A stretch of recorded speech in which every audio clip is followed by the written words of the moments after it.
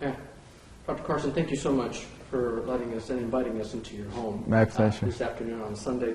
My first question for you, you told Meet the Press that you would not advocate putting a Muslim in the White House. Why? Well, because when you look at the authoritative councils of Islam and what is advocated in terms of Sharia, it's not compatible with the United States Constitution. Now, there may be some Muslims who've come to this country who've rejected, the authoritative councils and what they say. And if that's the case, and they will reject it and publicly reject it, then they're on our side. That's good. I don't have any problems with those. They're our natural allies. But you must recognize that when you're talking about being very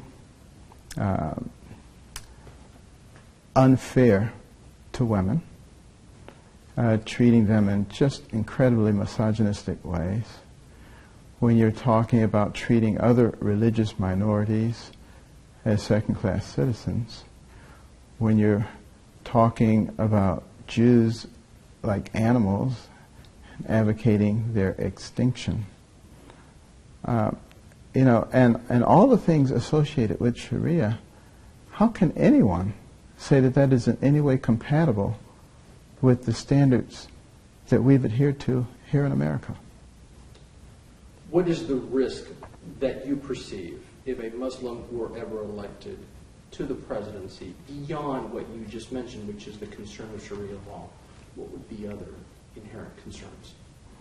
Well, the inherent concern is that they actually do subscribe to Sharia, but there is something known as taqiyya, which simply means that it is permissible and even encouraged that you lie in order to promote your ultimate goals of world domination. Is there any scenario where you would support a Muslim elected president of the United States?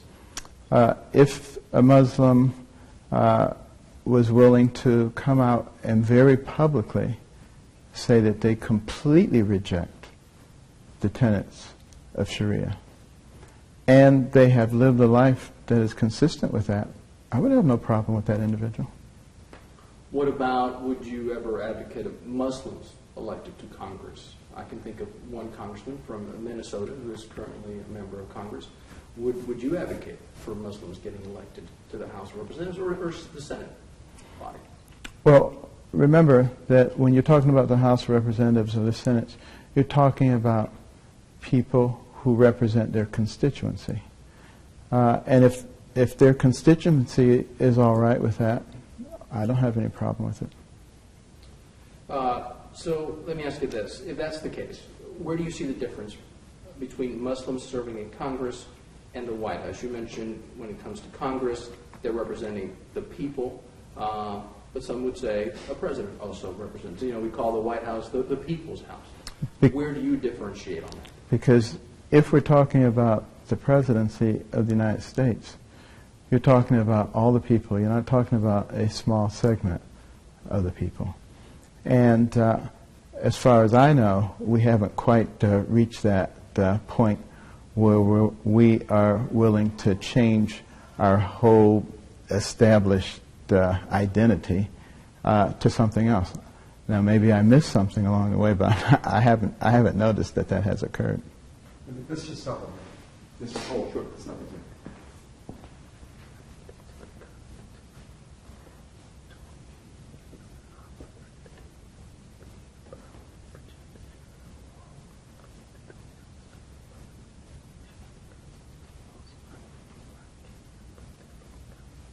Mm-hmm. Okay. Do you want to take care of that phone? Or that? Okay. Yeah, just to make sure. Let me just turn that off.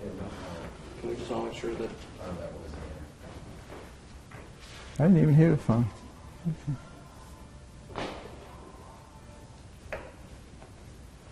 I'm going to wait for Armstrong to get back.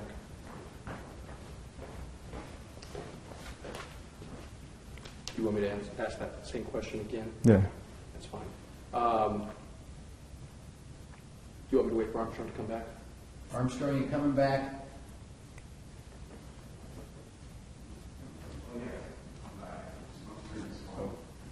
Okay.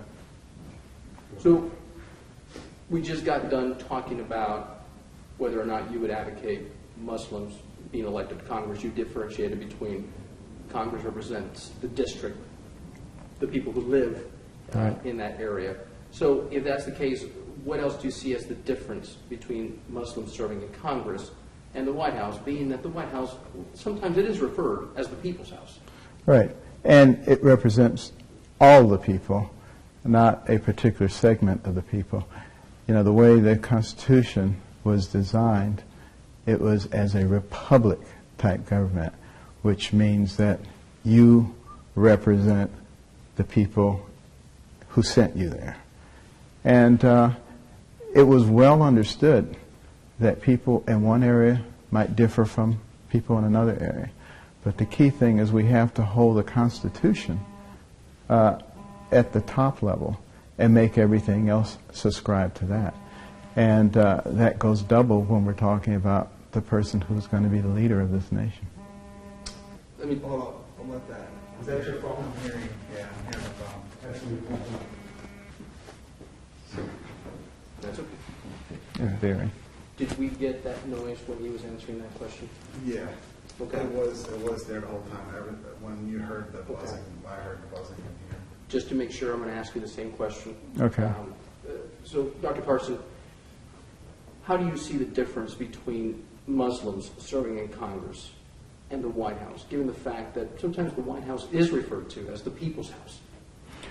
Well, you know, the Constitution has set us up as a republic-type government, which means a representative type of government. So, you know, one area of the country may feel very differently about things than another area of the country, but they have a different representative. So the representative really represents the people in their area, whereas the President of the United States represents the entire country. And therefore, we must be absolutely certain, if he is doing so, that he reflects what the entire country thinks. And as far as I know, the country still has not made the shift from a Judeo-Christian nation to a Muslim nation. Now, Donald Trump distanced himself from your position, saying that a Muslim in the White House might happen at some point. What's your reaction to what Mr. Trump said? Well, again, not so much what he has to say, but the fact of the matter is we have to recognize that when you're talking about Sharia, which is always a part of the authoritative councils of Islam, the points in there are not consistent with the United States Constitution. You know, our Constitution says we have to protect everybody equally, regardless of their religious faith. We also talk about separation of church and state. Islam does not do that. In fact, it thinks that they are integrally related. It talks about death to gays. You know, we don't believe that in this country. It talks about the way that women have to be subjugated. That's not something that we believe in this country. And in our exuberance to try to be politically correct, we could be very foolish.